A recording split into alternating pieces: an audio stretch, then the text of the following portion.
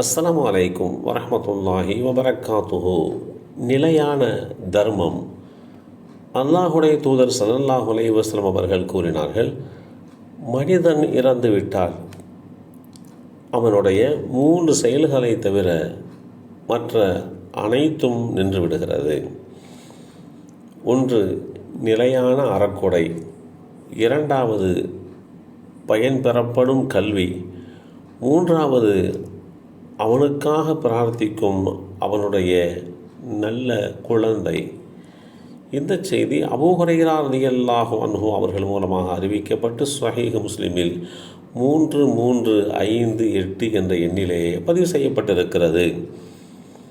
ஒருவர் வாழும் காலம் வரைதான் அவரால் நற்காரியங்கள் செய்ய இயலும். அவர் மரணமடைந்து விட்டால் அவரால் நற்காரியங்கள் செய்ய இயலாமல் போய்விடும். அதே நேரத்தில் அவர் உயிர் வாழ்ந்து கொண்டிருந்த காலத்தில் செய்த சில காரியங்களின் மூலமாக அவர் மரணித்த பிறகும் நன்மைகள் அவருக்கு வந்து சேர்ந்து கொண்டே இருக்கும். இத்தகைய நல்லறங்களைத்தான் நிலையான கொடை, நிலையான தர்மம் என்று இஸ்லாம் அழைக்கிறது.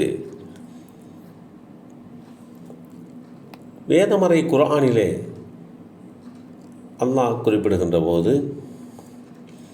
நிச்சயமாக மரணமடைந்தவர்களை நாமே உயிர்ப்பிக்கின்றோம், அன்றியும் நன்மை தீமைகளில் அவர்கள் முற்படுத்தியதையும் அவர்கள் விட்டு சென்றதையும் நாம் எழுதுகின்றோம்.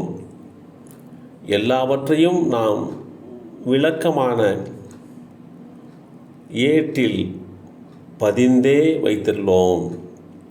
அல் குர்ஆன் அத்தியாயம் 36 வசனம் 12 இந்த செய்தி தெளிவுபடுத்தப்பட்டிருக்கிறது.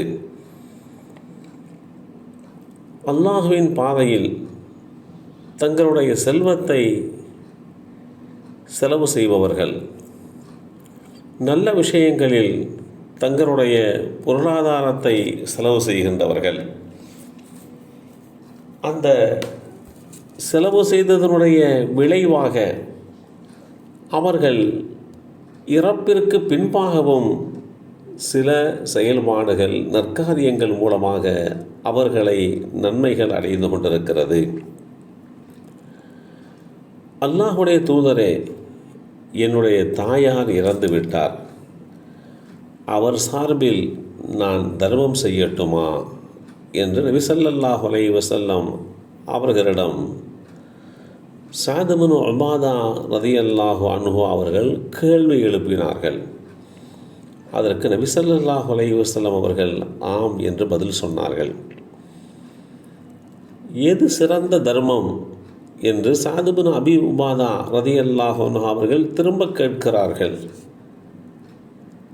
அல்லாஹுடைய தூதர் ஸல்லல்லாஹு அலைஹி வஸல்லம் அவர்கள் தண்ணீர் வழங்குதல் என்று பதில் சொன்ன இந்த செய்தி நசாஇ என்ற நூலிலே 3604 என்ற எண்ணிலே பதிவு செய்யப்பட்டிருக்கிறது.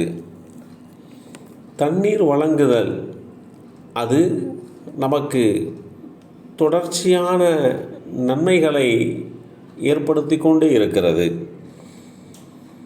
அல்லாஹுடைய தூதர் ஸல்லல்லாஹு அலைஹி வஸல்லம் அவர்கள் கூறினார்கள், ஒரு முஸ்லிம் ஒருவர் ஒரு மரத்தை நட்டு வைத்து அதிலிருந்து அதன் இலைகள், கனிகள் ஆகியவை பறவைகளாலும் கால்நடைகளாகவும் உண்ணப்பட்டால் அதுவும் யார் அந்த மரத்தை நட்டி வைத்தாரோ அவருக்கு ஒரு தர்மமாக அமையாமல் இருப்பதில்லை. அந்த கனிகள், இலைகள் திருடப்பட்டாலும் அவருக்கு, யார் மரத்தை நட்டி வைத்தாரோ அவருக்கு ஒரு தர்மமாக அது அமைந்து விடுகிறது. அந்த மரத்திலே இருந்து வனவிலங்குகள் சாப்பிடுவதும் அவருக்கு ஒரு தர்மமாகவே அமையும். அதில் இருந்து பறவைகள் கொத்தி தின்றதும் அவருக்கு ஒரு தர்மமாகவே அமையும். அதில் எவரேனும் சேதம் விளைவித்தால் அதுவும் அவருக்கு தர்மமாகவே அமையும் என்று நபி ஸல்லல்லாஹு அலைஹி வஸல்லம் அவர்கள் ஒருவர் மரத்தை நட்டு வைப்பதன் மூலமாக காலங்காலத்திற்கு அவருக்கு நன்மை கிடைத்து கொண்டே இருக்கின்றது என்று குறிப்பிட்ட செய்திகளையும் நபிமொழி தொகுப்புகள் நமக்கு தெளிவுபடுத்தி காட்டுகிறது.